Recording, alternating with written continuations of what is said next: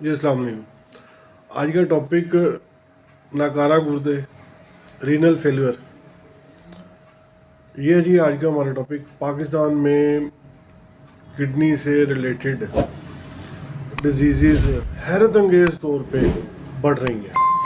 आप उनको पानी कह लें, ग़िज़ा कह लें, ग़िज़ा में मौजूद मुख्तलिफ़ तरह के जहर, पॉइज़न जो कि ज़्यादा ग्रोथ लेने के लिए इस्तेमाल हो रहे हैं, कुछ भी।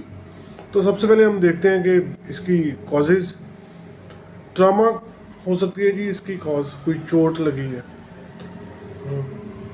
शदीद बुखार जस्ट लाइक टाइफाइड फीवर, वो मेल ट्रीटेड हुआ तो किडनी फेलियर की तरफ जा सकता है पेशेंट, या चला गया। ग़िज़ा में बेज़ाब्तगी,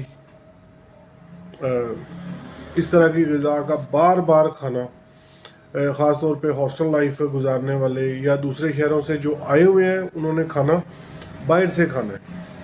तो वो फिर बाज़ दफ़ा क्या करते हैं कि स्ट्राइक को रोटेट नहीं करते, एक ही तरह की सब्ज़ी, एक ही तरह का फूड वो इनटेक करते हैं। इसके साथ साथ आजकल जनाब जंक फूड, ये पानी की कमी,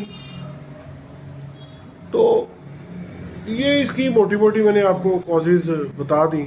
तो अब इनकी वजह से बॉडी के अंदर कुछ पैथोलॉजी जनरेट होती है।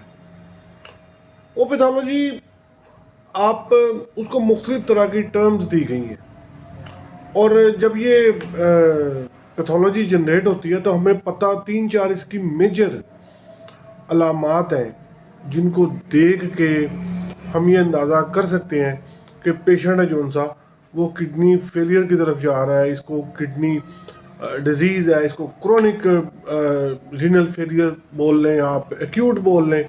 तो ये डिपेंड करता है कि पेशेंट की कंडीशन या वो किस तरह की आउटलुक दे रहा है सिम्टोमेटोलॉजी में। तो जनाब अगर इसकी ख़ास अलामात को अगर आप देखें तो गुर्दों के मरीज़ में हमें पफीनेस ऑफ फेस मिलती है। उसके अलावा ड्रॉप्सिकल कंडीशन ऑफ लोअर एक्सट्रीमिटीज़, मतलब टांगें उसकी, उनमें आपको सोजन मिलेगी। और अगर आप ख़ास तौर पे नी एरिया से नीचे अगर आप उसको दबाते हैं तो वो एक गड़ा सा पड़ जाएगा। ठीक है जी, उससे पता चल जाता है कि ड्रॉप्सिकल कंडीशन अक्कर हुई है और ये एक्स्ट्रा सेलुलर फ्लूइड या वो उस तरफ नहीं जा रहा, लेकिन पता चल जाता है क्लिनिकल, मतलब जब आप इन्वेस्टिगेट करते हैं, पेशेंट को एग्जामिन करते हैं।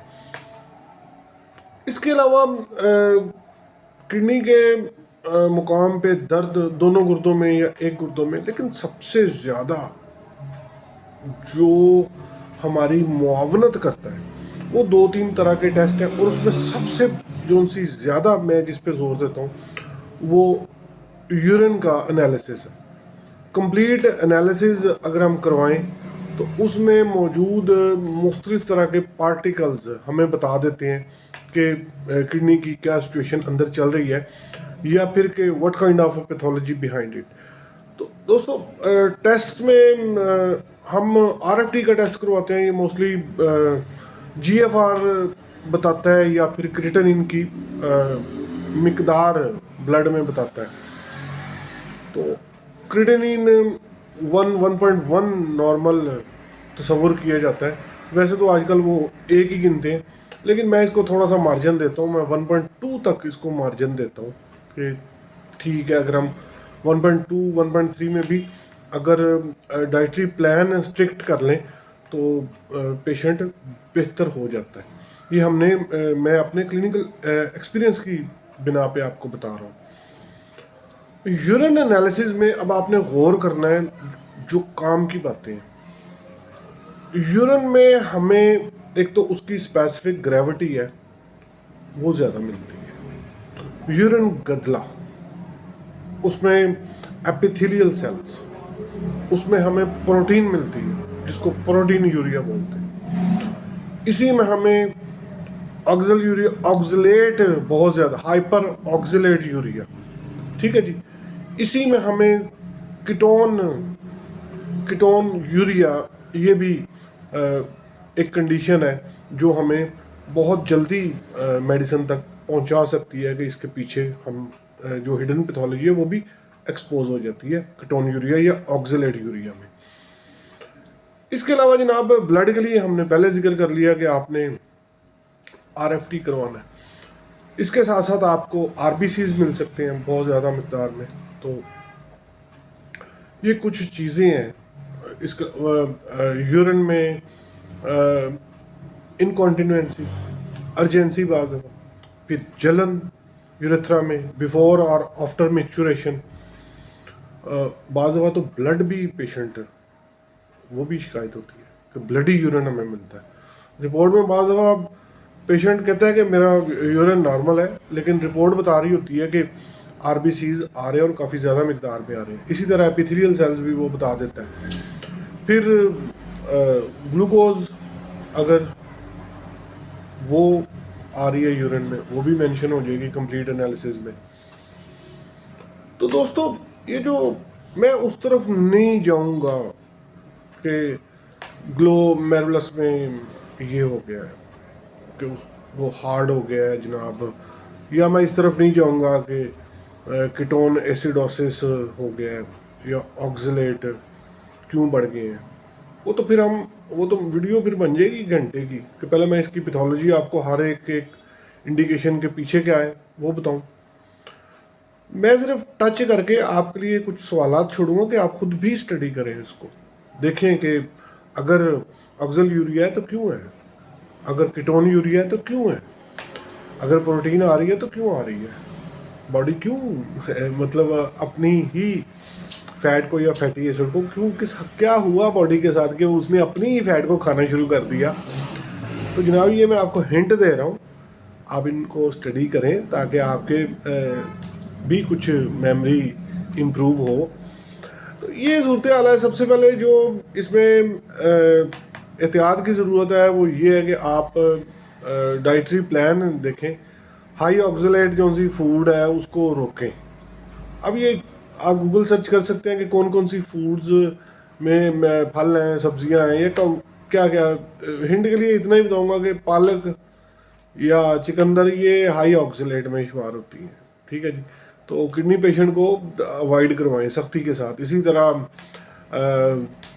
आलू है और फिर शकरकंदी वगैरह, ठीक है जी, ये आप देखें। और जितना ज़्यादा आप इसको स्ट्रिक्टली पेशेंट को एडवाइस करेंगे कि भाई ये चीज़ें नहीं खानी, उतनी ही जल्दी आप ओवरकम करेंगे और बड़ा ज़बरदस्त रिजल्ट मिलता है। अब देखिए पेन है, हाइड्रोनेफ्रोसिस है, नेफ्राइटिस है, उसके अलावा यूरिन में ग्लूकोज है, फिर कीटोन है, फिर ऑक्जेलेट है, बड़ा कुछ, ठीक है जी। अब इतनी ज़्यादा मेडिसिन्स होम्योपैथिक डॉक्टर या एलोपैथिक डॉक्टर्स, और ऊपर से फिर थ्रेट कि जी गुर्दे नकारा और जनाब डायलिसिस, इनो मैं जरा आपको एक सिंगल ऐसी मेडिसिन बताऊंगा, आपने उसको स्टडी करना है और यकीन मानिए मेरे क्लिनिकल ट्रायल में इसका एक्सीलेंट रिजल्ट है। बहुत ही ज़बरदस्त रिजल्ट्स देने वाली मेडिसिन है। और सबसे बड़ी बात यह है कि ये एक तरह का सीक्रेट ही है जिसको मैं ओपन करने लगा हूँ। बड़े कम लोगों ने इसको एक तो शेयर किया कि शायद किसी और को ना पता चल जाए, लेकिन हमारा ये ना माटो है ना ये अपना वतीरा है। मेरी तो यही कोशिश है कि हम मैक्सिमम लोगों को आगाही दें ताकि ज़्यादा से ज़्यादा लोग इससे फ़ायदा उठा सकें। और ये वीडियो भी मैंने ख़ास तौर पे होम्योपैथिक डॉक्टर्स के लिए ही बनाई है। तो दोस्तों मेडिसिन का नाम सेना है, SENN है। आप इसको स्टडी करें, इसको दें पूरे इत्मीनान के साथ किडनी फेलियर के पेशेंट को, तो रिजल्ट्स आपको हैरान कर देंगे। पोटेंसी 6x बहुत अच्छा काम करती है, 30 में भी अच्छा काम करती है। मदर टिंचर नहीं देना, मैं फिर कह रहा हूँ, अगर आप मदर टिंचर देंगे आपको चारों ना चार 5, 6 या 7 दिन के बाद ये सब कुछ एक तरह का जैम हो जाएगा। और आप फिर कहेंगे कि डॉक्टर साहब ने क्या बताया। आपकी अपनी गलती होगी। मैंने 6x या 30 रिकमेंड कर रहा हूँ। 6x से स्टार्ट करें और उसको फिर 30 पे लेके जाएं। 30 में जाने तक पेशेंट इस हद तक बेहतर हो चुका होता है कि वो आपको कहेगा कि आप मसीहा हो। मदर टिंचर नहीं देना। मैं फिर कह रहा हूँ, मेडिसिन का नाम सेना, पोटेंसी 6x और 30। और ये हिडन एक तरह की रेमेडी थी जिसको मैं एक्सपोज कर रहा हूँ।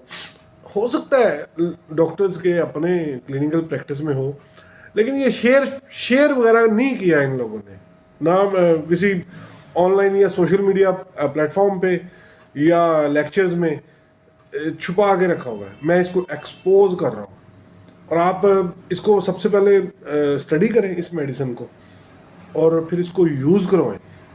रिजल्ट्स आप खुद मुझे बताइएगा कि कैसे रिजल्ट्स हैं। अपना और सेहत का ख्याल रखिएगा। चैनल को सब्सक्राइब कर दें, वीडियो को लाइक कर दें, शेयर कर दें वीडियो को, और इजाज़त दीजिए। अगली वीडियो तक के लिए अस्सलाम वालेकुम।